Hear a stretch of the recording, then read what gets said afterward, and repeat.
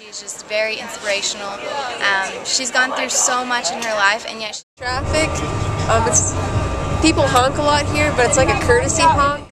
Well, I'd been told before we left that it was a lot like Thai food. So I was eager to go on the trip. I was very anxious to get. I got to stay with a pretty cool family. I haven't really met them a lot yet. Rambutan.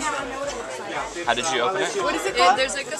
Okay, so we're here at Tiny Toons and we're watching a bunch of here at the university in Phnom Penh, and we're visiting all the. I get really homesick, and so before I left, I was like, man, I'm gonna miss my family and my friends and just my comfort zone and what I'm used to. And so I think I was just really afraid that when I got over there that I would just be upset all the time and like homesick really bad. It actually didn't turn out that way at all.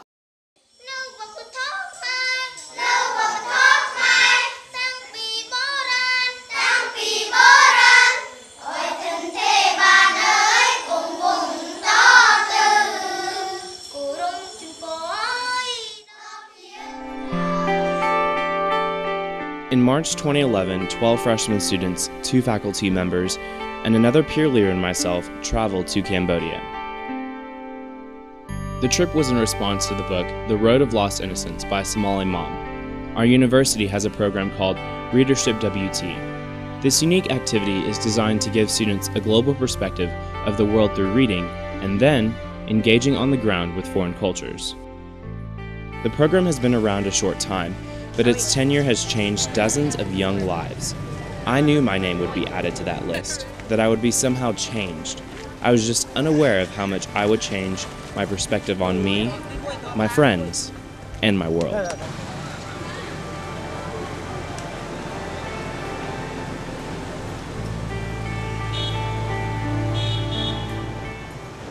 After reading the accounts of human trafficking, disease, poverty, and violence, we were all scared. All we knew of Cambodia was what Somali Mom's words conveyed. We pictured a third world country. We left the confines of the U.S. feeling superior to the world. We epitomized the stereotypical arrogance of so many who lack the capacity for true tolerance. We were indeed ignorant. Our journey began in Phnom Penh, where we met with Pepe, a tour company that would not only guide our country visit, but shape our global view of activism and so much more. We also have an educational tour company called Pepe Tours, which brings travelers to Cambodia and connects them with changemakers and organizations and ideas that will help them change and improve the way that they give, travel, and live. The first day was full of traditional city scenes.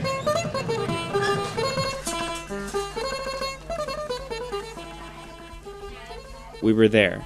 What would the trip bring? We cannot imagine that people live like this.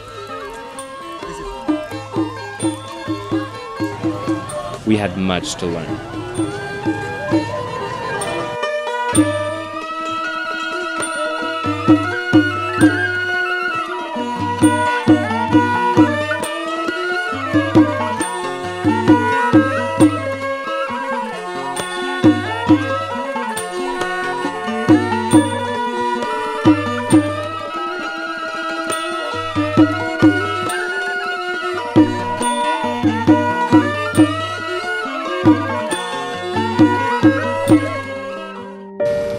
We're so lucky for what we have, and a lot of us take advantage of it, and we worry about going to the mall when, like, these people have nothing.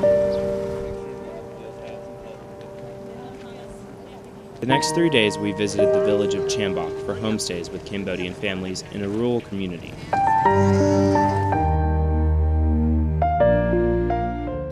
Really? This is your house? Why are you so happy? Why do we in America require so much to make us happy?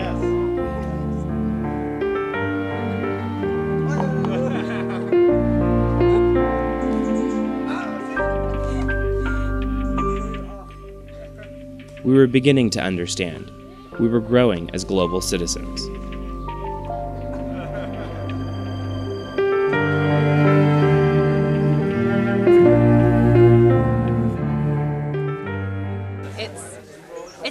never in the world could have imagined, but I'm loving every second of it. That's for sure. That's not it. Don't worry. I think they're...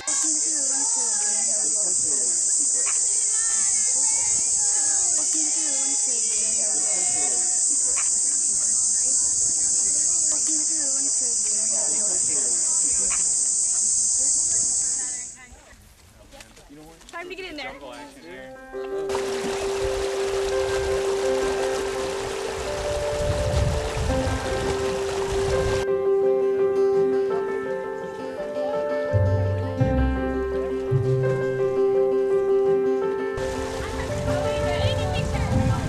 Every day the Pepe team gave us a different article to read about an issue Cambodia was facing, and then we would discuss this and how it related to the trip.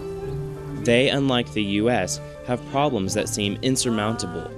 They, like the US, have many advocacy groups that are working to assist those in need. Are they that different from us? We're up here in Kyoram National Park. We're looking at all the effects of deforestation and how neighboring communities are taking all their trees down. And but some of the other communities are trying to conserve. So we're seeing the effects between those that are conserving and those that are deforesting.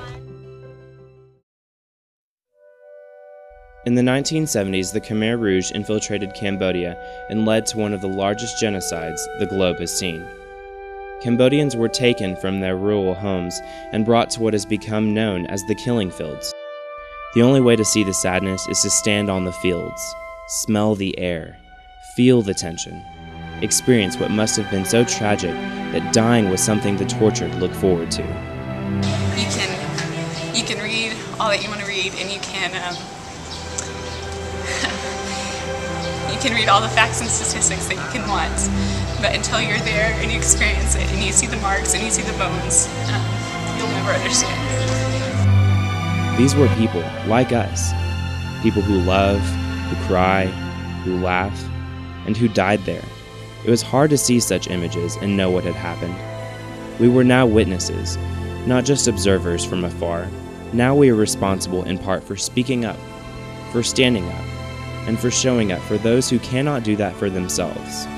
Yes, we were shedding our ignorance in very small, painful strips at a time. The camera, I've been shooting it and using it as kind of a blocker, but I can't block this. It's just really hard to go through something like this and not be touched. We then headed back to Phnom Penh to continue our development of becoming global citizens. We are a Krusa, the Khmer word for family, after seeing the devastation that was brought upon Cambodia. To relieve the pain, the next day was about education. We visited 3 different types of schooling: the Royal University of Fine Arts, a Buddhist school, and the University of Cambodia. We met students and shared our lives.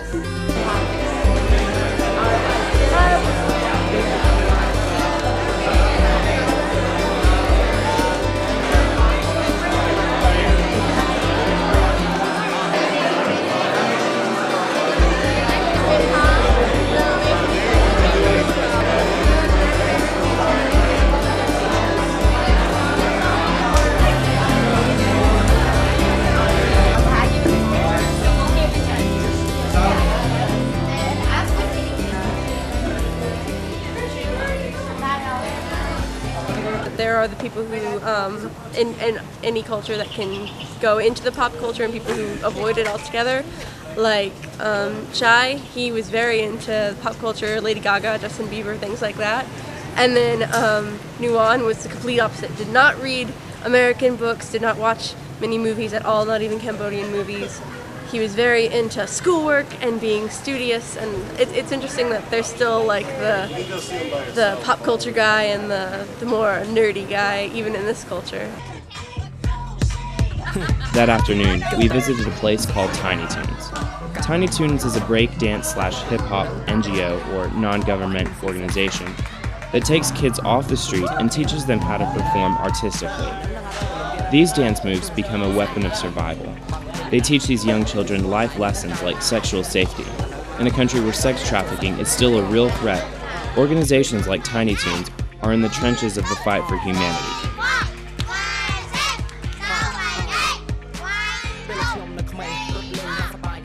It was nice to laugh, to see hope, to simply exhale. One of the big problems we have in Cambodia is we have naturally occurring arsenic found in the deep aquifer of water. We visited another NGO called Resource Development International Cambodia. RDIC provides water filters for the community, but does so in a way that can be maintained. A common yet critical phrase that would dot the landscape of our verbiage for the rest of the trip. Measure your impacts rather than just the inputs. This means don't just give and walk away. Give in a way that is sustainable, that has a true impact on the ones in need. The lessons we are learning are now too many to count.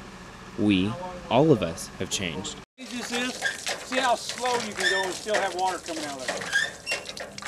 How slow can you go and still have water coming out? We told them that we were all going to have the fried tarantulas, and they all looked at us like we were nuts, because apparently even the Cambodians won't eat them. So why should we? That is my big question here.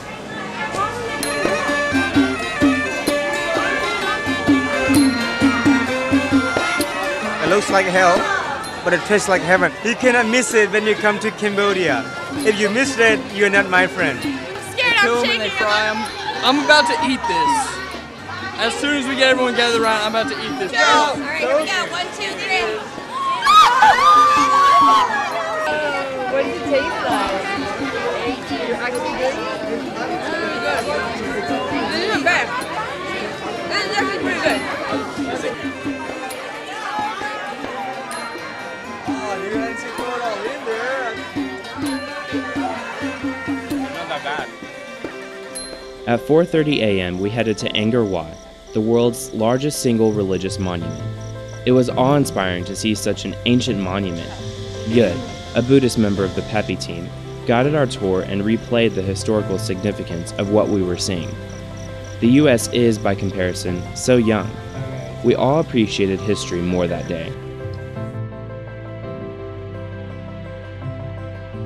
It's a little overcast, so it's not as good, but it's still beautiful. And it's really cool to see a bunch of different cultures out here, just all come see the same thing. And, you know, even though we all speak a different language, I think we've all learned one thing this trip, that a smile and a laugh is universal language. This cannot be taught in a book or a lecture. Feet on the ground equals true engagement.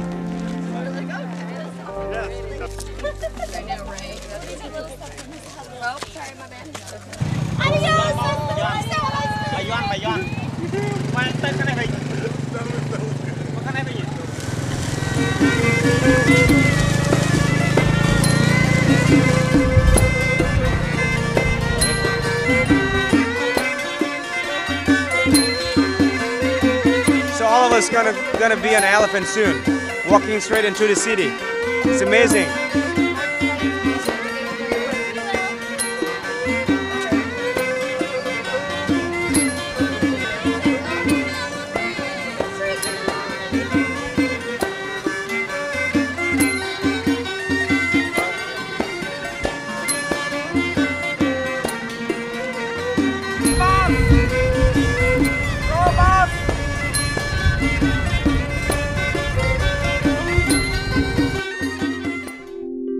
So we're here in Bayonne on the level that represents heaven.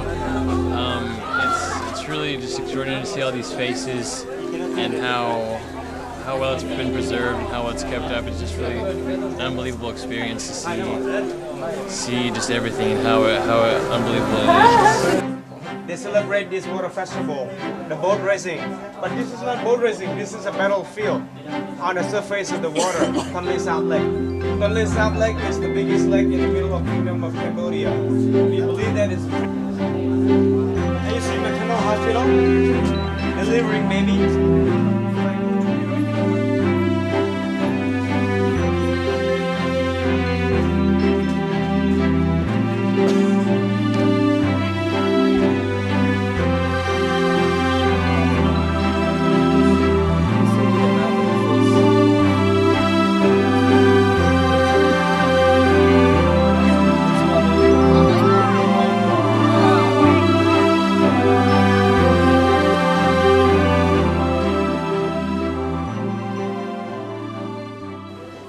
was at this point in the trip that we were beginning to feel overwhelmed, frustrated.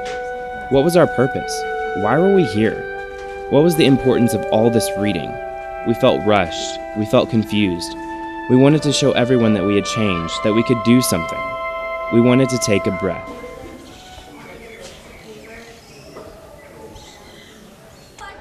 We hadn't really discussed human trafficking or the Somali Mom Foundation at all. Was the book simply a snapshot of a country that was so beautiful and yet so ugly? This was the point. We had to look beyond the book. We had to see Cambodia, the United States, the world, and ourselves in a new way. Pockets of problems do not equal the whole story. Global activism is complicated and multi-layered. We cannot solve a problem. We have to work to minimize all problems. Global thinking starts with oneself.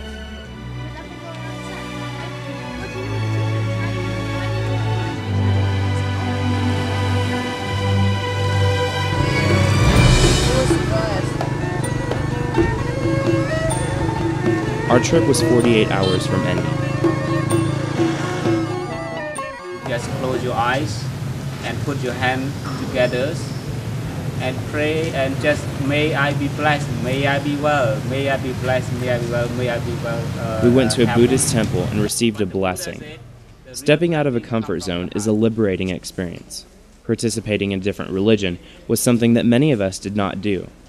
Until now. Earlier I had thoughts, Buddhism, they just worship a statue, what kind of religion is that? Why do they just worship a statue? It's nothing like Christianity and Judaism and all that.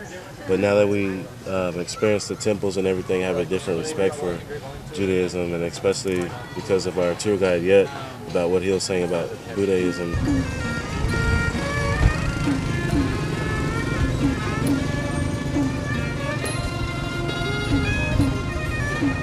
After the blessing, we headed to a silk farm.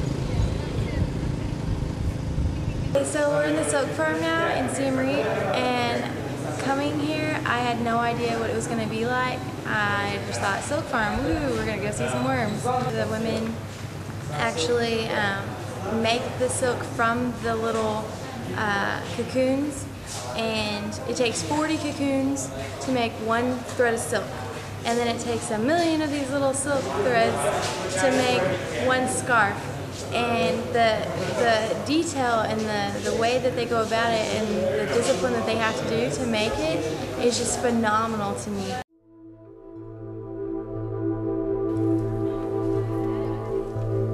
On the final day, we reflected. What did we learn, and what would we bring back with us? We all have grown in a short amount of time. We are no longer afraid of the demons that we carried in with us. We have become global activists. I think education is a real big thing that we can take away from this, and just really educate the people that did not go on the trip. You can't go and experience something like that and not question everything that it is and everything that it is that you believe. We really want to go back, and I know I do. And every time we look at pictures or something or just spend time with each other, we always we miss it. It was so extremely life-changing, because I can't imagine what my life would have been like if I'd have not gone on this trip and not learned those lessons early on. I came out with, I think, a breath of fresh air. I didn't realize how emotional I could actually be, because I tend to be one that really hides my emotions a lot of the times, even with the closest of my friends and my family, just because I really hate to do that. But this trip has really opened me up and has allowed me to share my emotions with other people. I feel like I've been very ignorant to what else is going on in the world. Like, my problems are so small compared to the rest of things. Making sure that I do the right things when helping people, and I don't make it about me. I make it about the person I'm helping. I've talked to people, and you can talk about things all day, but at the end, it's what are you going to do about it? We are becoming knowledgeable about the world around us and yearned for more travel. Daniela brought up the Somali Mom Foundation, and we discovered that it wasn't all it was made out to be, that some parts of it were corrupt, and that we shouldn't have spent our time and money with that foundation. The reason we came here. What? No. We were good students who wanted to do good. And after much needed pause, the whole trip started to make sense. Silence filled our space. The articles we read, the lessons we learned. Time is more important than money. A charity, any charity, can be corrupt. That may have been the most difficult lesson of all. How do we know what is good? This will require a lifetime of research, continued learning, and a never-ending dedication to community activism based on truth, not what has captured the popular culture at home and abroad. This trip manifested itself into something completely different than what we came into it thinking. It wasn't about service learning, it was about learning service. We tore down the walls. We shed the ignorance. Don't ask what the world needs. Ask what makes you come alive, and then go and do that. Because what the world needs is people who have come alive. Howard Thurman.